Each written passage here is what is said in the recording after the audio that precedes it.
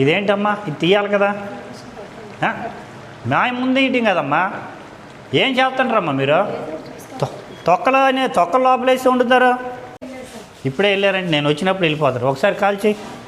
భోజనం ఎన్ని గంటలకు? 7:30కేనా? 7:30కి అయినప్పుడు భోజనం పెట్టిన తర్వాత వెళ్ళాలి ఆవిడ. ఒకసారి హలో, నేనమ్మా కాంతారావు అమ్మ, ఏపీ ఫుడ్ కమిషన్ మెంబరు. నమస్తే సార్. నమస్తే అమ్మా. ఇక్కడ ఉండాలి కదమ్మా భోజనం అయిపోయే వరకు. సార్ కొంచెం స్టమక్ పెయిన్ అని పక్కనే హాస్పిటల్కి వెళ్ళాను సార్. పక్కనే ఉన్నాను, వచ్చేస్తున్నాను సార్. ఏడమ్మా, నేను వచ్చిన రోజు అందరూ వార్డులందరూ కూడా స్టమక్ పెయిన్ అంటారు, బాగలేదంటారు, ఒకరు కన్నెప్పి అంటారు. నువ్వు రామ్మా, ఇటు రామ్మా. ఎవరు హెడ్ కుక్? ఎవరు ఎక్కడ హెడ్ కుక్? నువ్వమ్మా, దగ్గర రా, ఇటురా.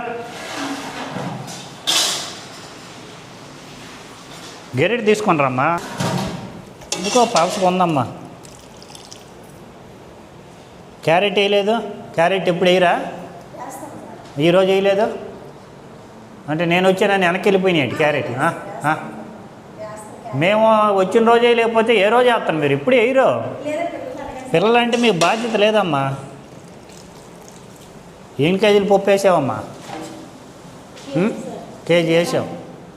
ఒక స్టూడెంట్కి ఎంత కందిపప్పు ఇవ్వాలి తెలుసా నీకు? మీకు తెలుసమ్మా? చాలా పలసగా ఉందమ్మా. ఇది సాంబార్ లాగా లేదు. మీ ఇంట్లో ఎలాగ చేస్తావా? ఎన్ని కేజీలు కూరగాయలు వేసావు? 7 కేజీలా? ఇవి 7 కేజీలు అన్నీ కలిపి 7 కేజీలు ఉండవమ్మా కూర. అసలు బాగలేదమ్మా. సరే అదేంటమ్మా, అది తీయమ్మా.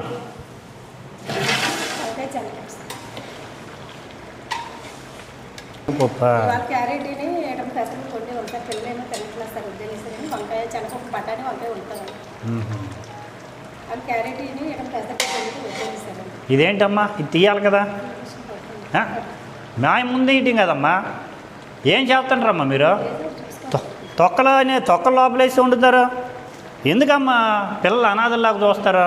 మీ ఇంట్లో ఎలాగ చేస్తారేంటి?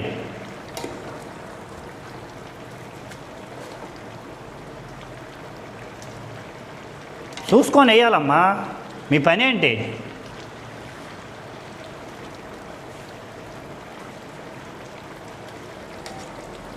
ఇష్టారాజ్యంగా వ్యవహరిస్తే ఎలాగమ్మా?